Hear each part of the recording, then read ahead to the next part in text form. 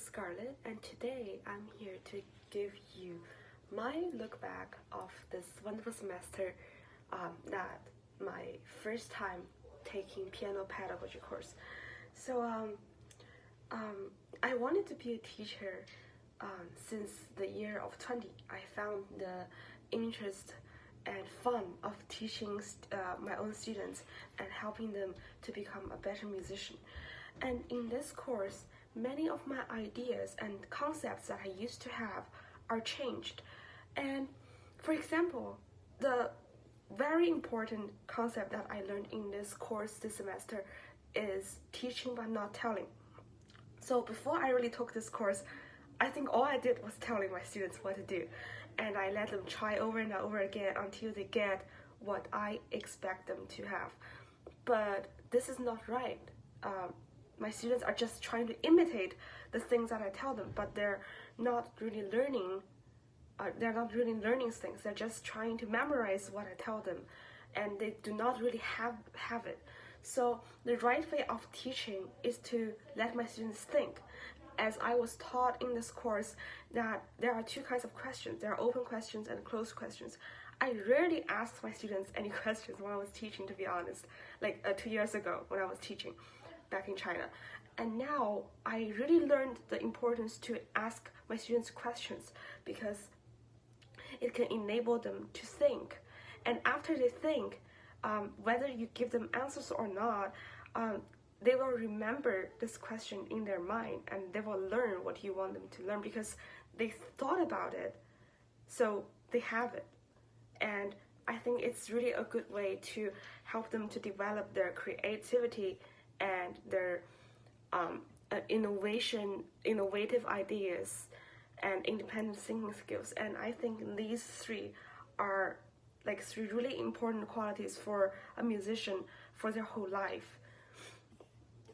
And also, I want to talk about and also I want to talk about the great website of Piano Magazine. I really didn't know that there's such a great website that exists before I took this piano pedagogy course. There are so many webinars, so many lectures and teaching videos. I absolutely did not get time to watch all of them. I think I only watched a tip of the iceberg in this semester, but I learned so much. These teachers, they are so intelligent, they're so knowledgeable, they have so many great ideas.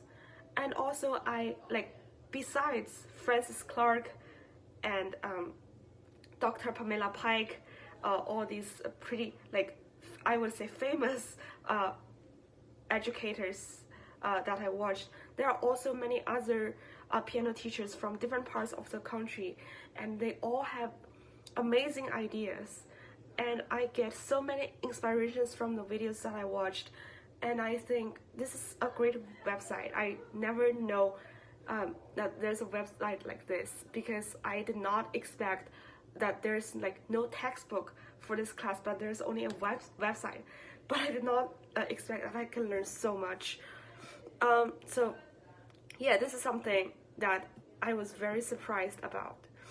And also, I want to bring up a little, because I only have 5 minutes for this presentation, but I want to say a little about what I learned about teaching elementary students and beginners.